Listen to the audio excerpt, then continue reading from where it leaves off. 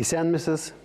Исян. Я надеюсь, вы немножко просмотрели наши глаголы, может быть, даже проспрягали пару раз. Вообще нет лучшего способа проснуться с утра, чем проспрягать пару татарских глаголов, причем во всех вариантах. В утвердительном, в отрицательном, в вопросительном. Сразу как-то нейроны начинают шевелиться и настраиваешься на активную деятельность. Так вот, сейчас я поясню, почему, хотя в татарском языке есть неопределенная форма, почему мы не с нее начали, а начали зачем-то вот с формы повелительного наклонения. Ну вот такой пример. Вот как выглядит неопределенная форма. Статарга – это значит продавать. А сакларга – это вот один из глаголов, который мы тоже с вами спрягали – защищать, охранять. Вот если мы посмотрим на неопределенные формы, мы не узнаем, каким образом спрягаются эти глаголы. Первый из них, как сказать, я продаю. Мин сатам. Сотам. А второй? Мин саклим. Да. То есть вот эти два разных варианта никаким образом не просматриваются из неопределенной формы. Мы можем понять, что с ними делать, только когда увидим форму повелительного наклонения. Сот или сокла. И тогда становится ясно, что здесь у нас мин сотам, а здесь мин соклым. Это форма повелительного наклонения единственного числа. То есть, когда я призываю что-то сделать одного человека, с которым на «ты». Продай или защити. Если мы обращаемся в вежливой форме к одному человеку или во множественном числе к нескольким людям, принцип в татарском языке такой же, как в русском. Вежливая форма – это то же самое «says». Это и «вы» во множественном числе, и «вы» при обращении на «вы» к одному человеку. А форма повелительного наклонения здесь меняется. Продайте. Сот, сотергас. Сокла, соклагас. Сохраните что-нибудь. Но это же получается в множественном числе. Это и множественное число, и форма при вежливом обращении на «вы». Так же, как в русском. То есть тот же самый подход. Вот, и... Тогда вот глагол «утыр» – «садись», «утыргас». Да. Та же самая... Это вежливая форма. Или обращаясь к нескольким людям. А если к одному человеку «сиди», как сказать? Утыр просто. Утыр. Утырманда. Ну, например. Можно и так. Сиди или садись? Садись и сиди. Ну, то есть логика такая, что если тебе уже предложили, то ты же не откажешься, все равно сядешь. В хорошем смысле. Значит, вот почему, еще раз, этим мы пытаемся объяснить, почему важнее знать форму повелительного наклонения. Она нам больше информации дает о глаголе, чем неопределенная форма. Хотя неопределенная форма тоже нужна. И здесь два примера, взятые из глаголов твердый вариант. Вспоминаем сингармонизм.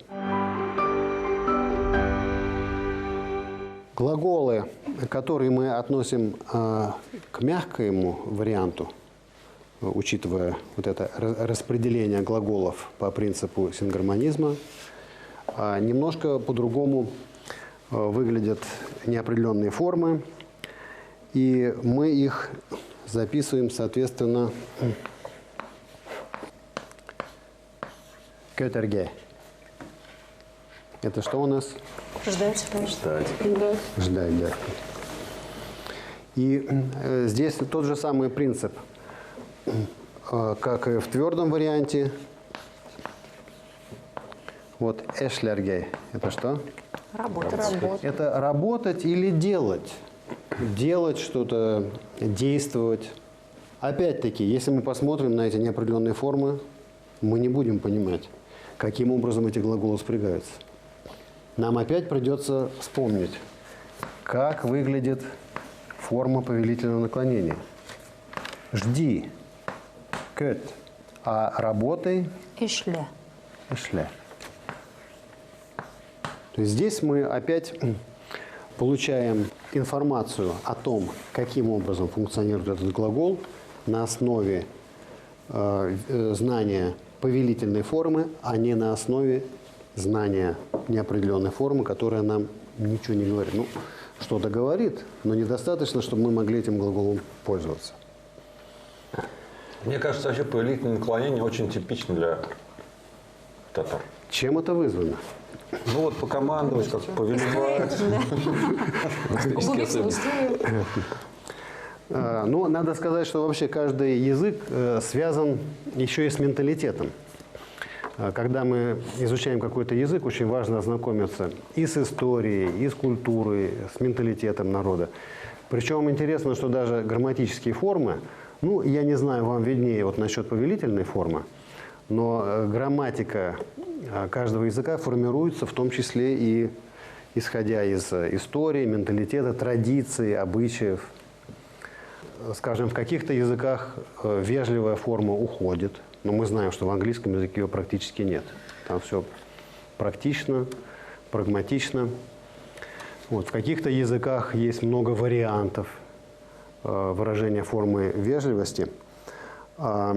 Причем эта вежливость может зависеть от статуса человека. Обращаемся ли мы там, к более старшему по возрасту или по званию, или просто хотим выразить какое-то особое почтение человеку.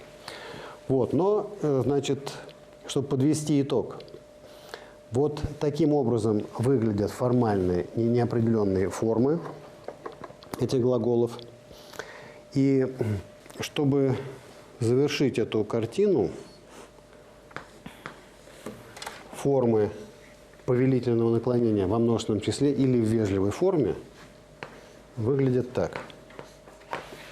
Kötegez. Работайте, как сказать? Ишлягес. Кстати, интересное наблюдение по поводу ударения в татарском языке. Вот в русском языке ударение – это просто по тому, как человек ставит ударение, можно многое о человеке сказать. Можно долго спорить, там, звонит или звонит, люди ссорятся, разводятся из-за этого. В татарском языке этот вопрос не вызывает так много конфликтов, потому что ударение более размытое. А иногда даже опрашивая носителей татарского языка, а мне пришлось этим заняться, вот скажи точно, в каком месте ставится ударение в этом слове? Вроде так, а может быть и так. То есть есть жесткие законы. Если мы с формальной точки зрения зададим вопрос, где ударение в татарском языке? Говорят, да на последний слог падает. Но там не падает, там не падает, там не падает. А если мы слышим татарскую речь, то одно и то же сочетание, одно и то же слово, а слова мы знаем, что они могут формироваться из нескольких элементов, очень важен эмоциональный посыл. Если мы хотим выразить отрицание, то хотя по идее, по правилам, нельзя на отрицательную частицу ставить ударение, но бывает, что и можно. Если мы хотим подчеркнуть обращение к нескольким лицам или вежливой форме, то мы можем и на эту форму делать ударение. Но формально мы ставим ударение на корень в единственном числе, там сот, köt, sotagız, kötegez. То есть форма, вежливая форма или множественного числа не несет на себе ударение. Теперь, еще важный момент. Не все же нам глаголы спрягать.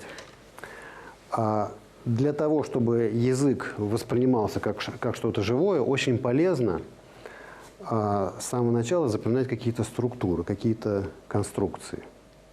Ну, естественно, некоторые из них связаны с этикетом. Вот мы, например, в прошлый раз попрощались. Что мы сказали друг другу? Сау болғыз. Да. Вот это пример как раз формирования повелительного наклонения. В единственном числе, если мы обращаемся к одному человеку на «ты», саубул. Если мы обращаемся к одному человеку на «вы» или к нескольким, сау – это здоровый, а булырга – это быть. Будьте здоровы, по сути, или будь здоров. Мы можем, зная вот эту форму повелительного наклонения, мы можем вывести отсюда неопределенную форму – булырга. Так же, как в русском языке, в настоящем времени глагол «быть» не используется как связка. То есть мы по-русски не говорим там «я есть там, журналист». По-татарски тоже не надо. «Мин» – журналист. Все. Но этот глагол используется активно. В будущем, в прошедшем времени и в разных смежных формах. А в настоящем времени он может означать то, что по-русски передается словом «бывает». То есть, если мы распрягаем его, то есть «булам», «буласын», «була», вот «була» это может означать «бывает» или в некоторых контекстах «разрешается», «допускается». Мы это обсудим позднее подробнее, но сейчас еще несколько примеров использования вот такой конструкции. Эшлерге – это означает работать, но и делать тоже в каких-то контекстах. Есть еще один глагол, который означает делать, действовать. Он относится к мягкому варианту и в неопределенной форме выглядит вот так. Итерге. Итерге. Как вы думаете, выглядит форма повелительного наклонения? Ите. Если обращаясь к единственному человеку. Ит. Ит. А если мы обращаемся к нескольким людям? Итегес. Итегес. Рахим и Тыгрь. Этот глагол используется во многих случаях, когда образуются составные конструкции. Когда не просто один глагол, а когда словосочетание. Вот вы вспомнили. Рахим и Тегес. Да. Это что означает? Добро пожаловать. Да, то есть обращаясь к одному человеку, рахим ит, или рахим итагес. Когда несколько человек, или обращаясь к одному человеку в вежливой форме. Или, например, гафу. Это что значит? Извините. Извините, опять-таки. Извини, обращаясь к одному человеку на «ты». Гафу ит. К нескольким людям или в вежливой форме гафу итагес. Как итерге переводится? Гафу. Нет, итерге. Это слово означает «делать». Как правило, оно используется в словосочетаниях, сопровождая какое-то слово, несущее основной смысл. Например, то есть буквально «сделайте прощение», «сделайте извинения». Да? Таких сочетаний очень много.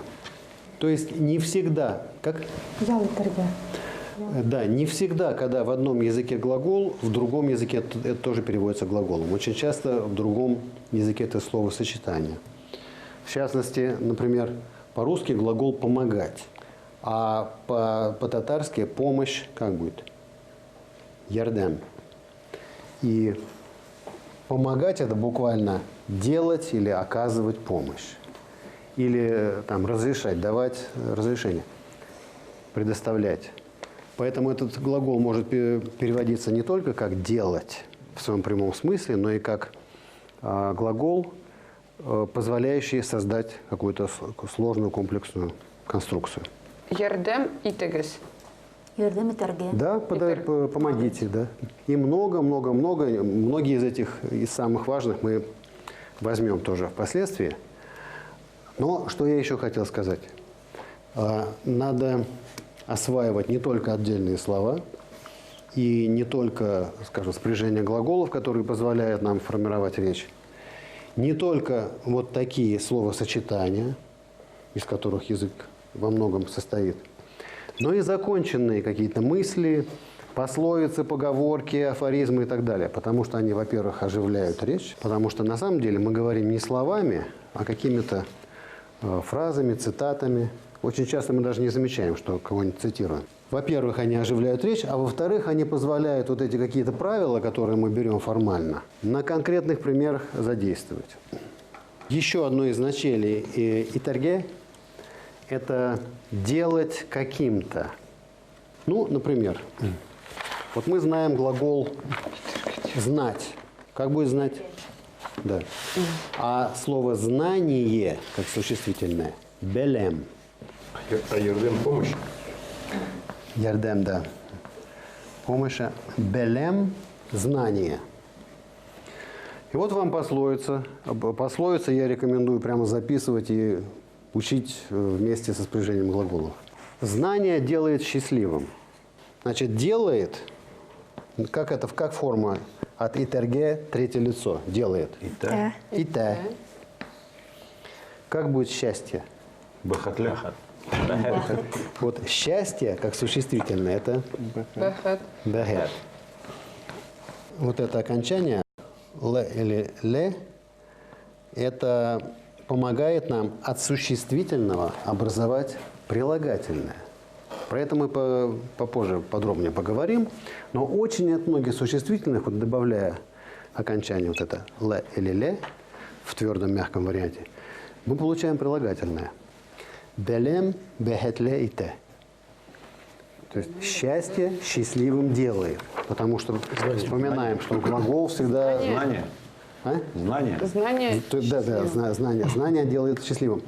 А глагол всегда ставится в конце.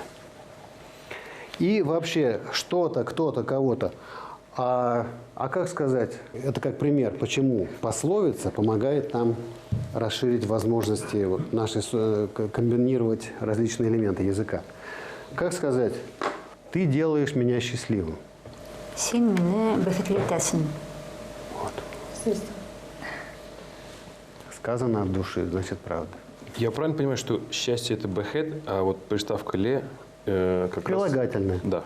Когда прилагательное образуется от существительного, ну, один, не всегда, конечно, не со всеми, но очень частый вариант, как мы можем образовать от существительного прилагательное добавлением в твердом варианте окончания «ле», в мягком варианте окончания «ле».